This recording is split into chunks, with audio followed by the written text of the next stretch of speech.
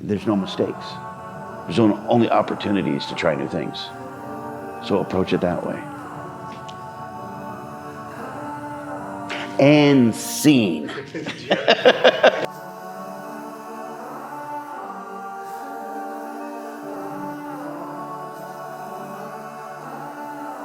Hi, Sean Dillingham, actor. I was painfully shy as a kid, like run away from school shy, and got into a play in school when I was in 6th grade. And that brought me out of my shell because I was like, wow, it's not me up there, it's that character. And after that, I was hooked. It's unrehearsed, it's natural, it's spontaneous.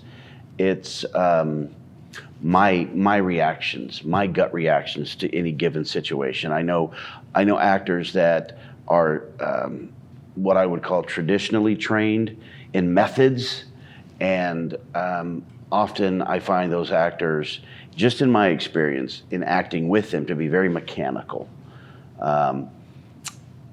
That's what I like about improv. It's so freeing. It's not, okay, everyone, I'm going to train you. This is the way you react. This is angry. This is sad. It's, well, how would you react to it?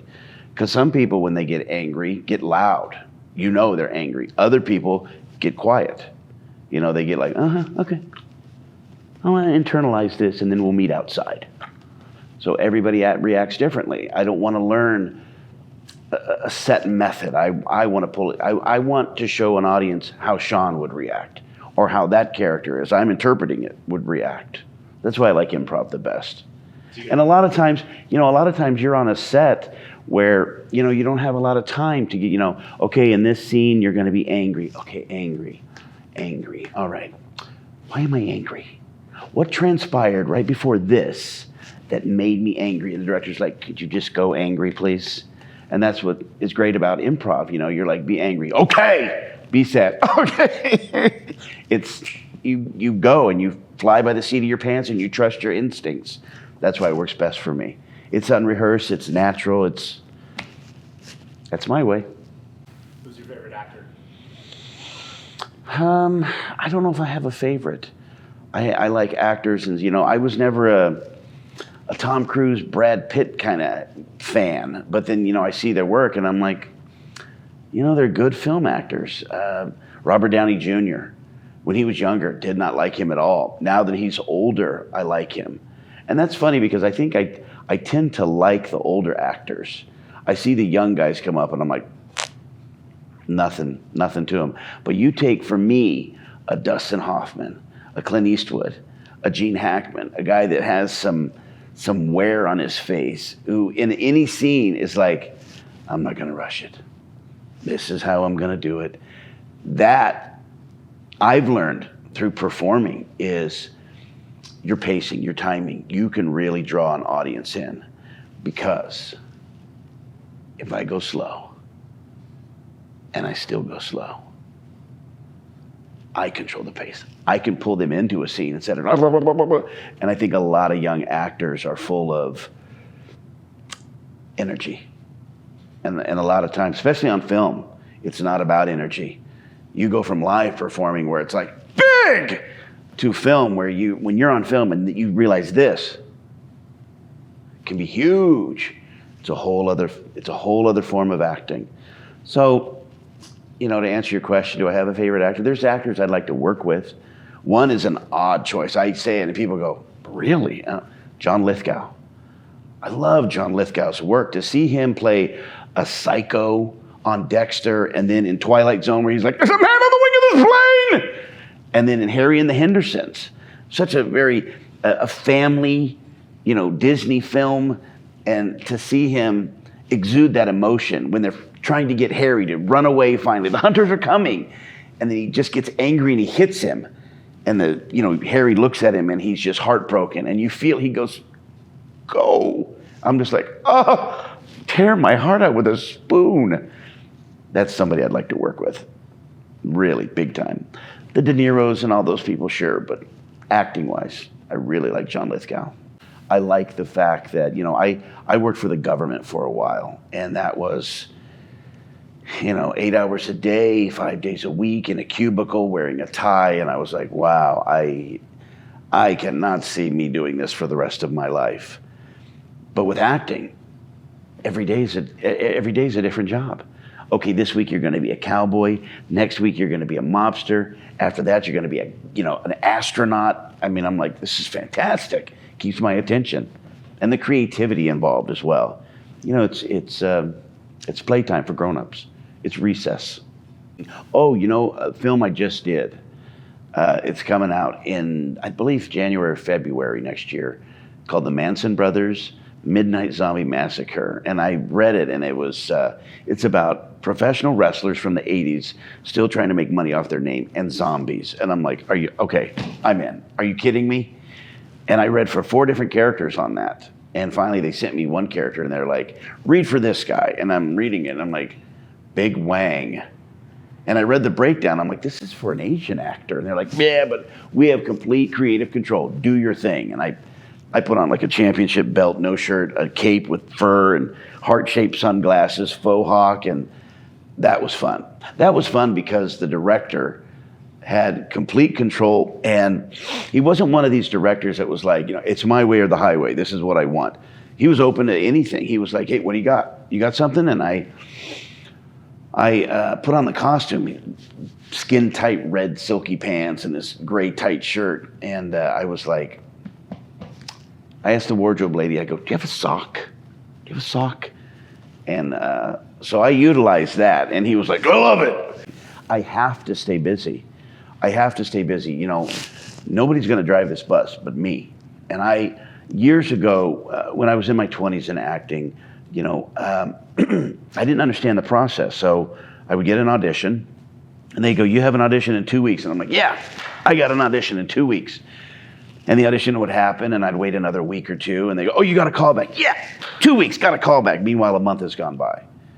And then if I was lucky enough, they were like, you got the part. It shoots in 3 weeks. I was like, yeah, shoots in 3 weeks. Now 2 months have gone by, and I'm like, what am I doing? I'm wasting time here. You're your own greatest salesman. And it's all about hustle.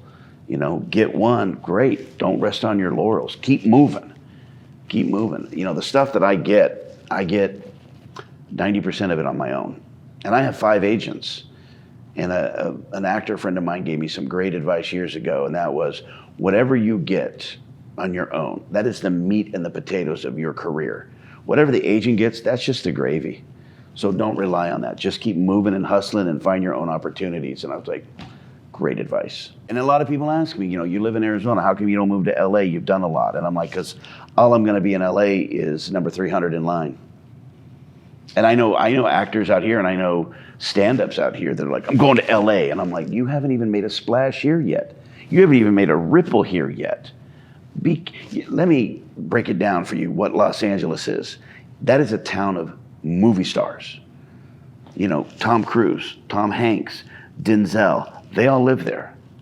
You're not even on the D list yet. And why do I stay in Arizona? Because right now I'm 7 hours from everywhere I need to be. So it's almost centrally located, and we live in the acting age of self-tapes. You no longer have to, I got to live in LA, Chicago, New York anymore. Now I can submit I have a studio at home. I can record my audition and send it off that day. Acting is, everybody's got a point of view. Everybody's got a perspective. Everybody's got a story.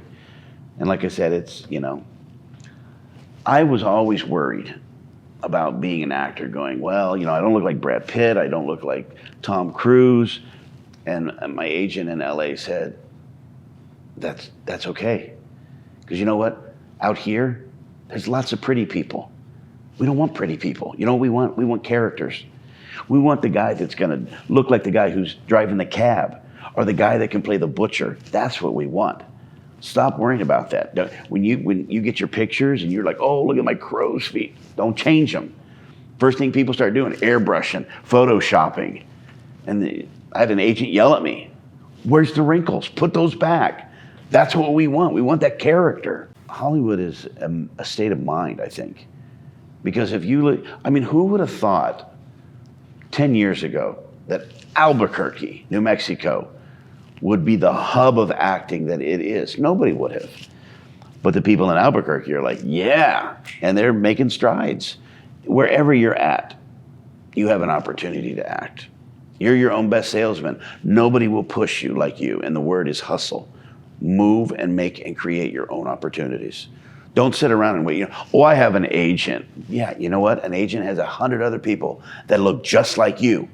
So you go out and you create opportunities for you. I wanted to do voice work early on, and you know what I did? I called video production companies, I called radio stations, and I said, I'm an actor, and I'm not looking to get paid, I just want experience.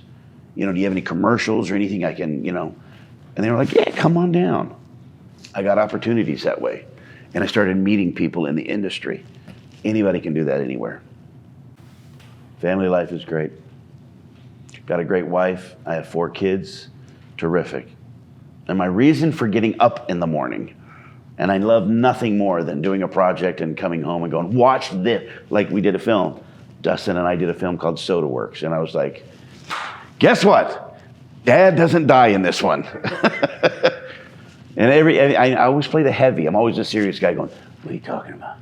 You and me, we're going to do this? So this was like, okay, I'm this little guy, and we're all in this soda machine working. And so that was fun. It's fun to be able to show them stuff. I love watching them get excited. Oh, that's great. That's cool. But now the joke is, do you die in this one? It's implied. You just stopped seeing me. I just love Westerns. My wife will come in at 3 a.m. and she's like, why are you watching Hop Along Cassidy? It's great. It's a classic. I did a couple of Westerns, and just putting on that gear is just, Any period film, though, you're going to put on this suit and a bowler, and it's 1880, and I'm like, that's cool. It just helped you as an actor that much more. At this point, you know what I'd like to hear? Recurring. That would be nice. That would be nice. Because I've done a lot of stuff, and people look at my resume, and they're like, wow, a lot of commercials and films and TV shows. That's great, but those are all one-offs. And I think as an actor, I don't think you're going to be looked at until you have what I would call skin in the game.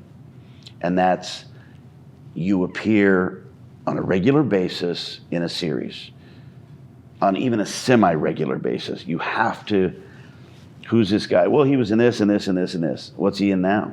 I mean, that's what a lot of people want to know. Is he on a series now? Any recurring role? And I don't think people really are going to look at you in a serious way until you do have that. Keep hustling. Find your own work. Don't depend on anybody. It's you. You drive you.